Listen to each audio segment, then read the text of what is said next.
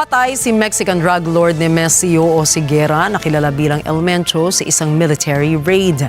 Ayon sa Mexican Defense Ministry, malubhang nasugatan si Oseguera sa isang shootout sa estado ng Jalisco. Namatay siya habang binabiyahe papunta sa Mexico City. Pearl Rogacion para sa balita. Sunod-sunod na marahas na mga insidente ang sinimulan ng nasabing operasyon. Nagliliyab ng mga sasakyan at mga armadong lalaki na nakaharang sa mga highway sa higit na 6 na estado.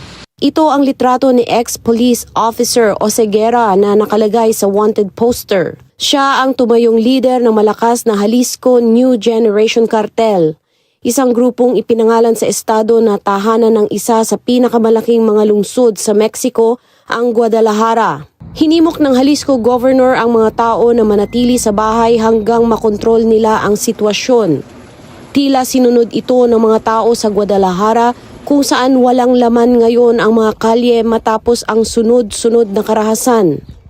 Ang military operation laban kay Oseguera ay kasunod ng kampanya ng US na paigtingin ang pagpuksa sa drug trafficking. Ang pagpatay na ito sa nasabing kingpin ay malaking tagumpay para sa laban ng Mexico kontra drug cartels na pasimuno ng pagpupuslit ng bilyon-bilyong dolyar na halaga ng cocaine at fentanyl papasok ng US. Inaasahan ang sunod-sunod na karahasan sa Mexico dahil sa nasabing insidente. Bilang tugon, inabisuhan na ng kani-kanilang gobyerno ang travelers mula Canada at US na huwag munang bumiyahe papuntang Mexico. Stranded ngayon ang Canadian at American tourists na nasa Puerto Vallarta.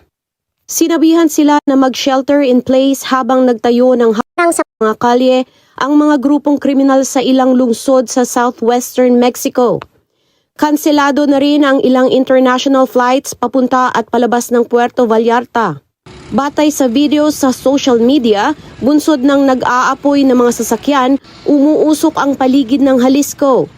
Batay sa mga report ng Mexican media outlets, sinisilaban ang mga sasakyan at hinaharangan ang mga kalye sa higit kalahating dosenang estado sa bansa, partikular sa Hilaga at kanlurang bahagi nito. Pearl Rogacion para sa mata ng Aguila International. Trusted, connected, on point.